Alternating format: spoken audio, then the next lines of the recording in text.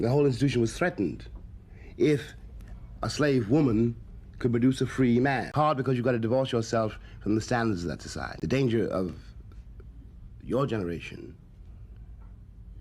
if I may say so, but we will pursue this length if you like, is to substitute one romanticism for another, because in fact,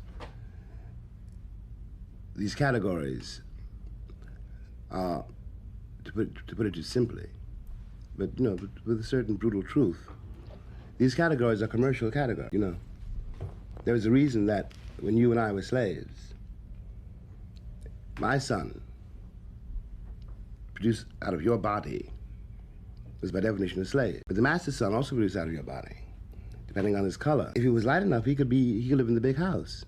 And if he wasn't, he took his condition from the condition of his mother. He was a slave. He was a slave because even though he might be the master's son,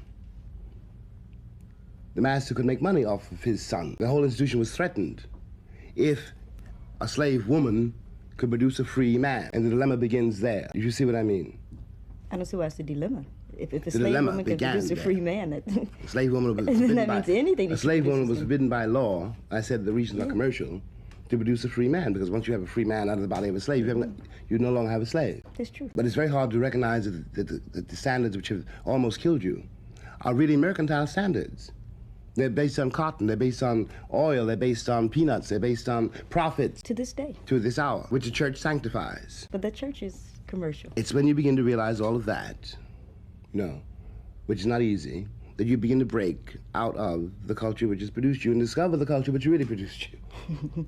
You see what I mean? What really brought you where you are. When you're in trouble, when I'm in trouble, I do not sing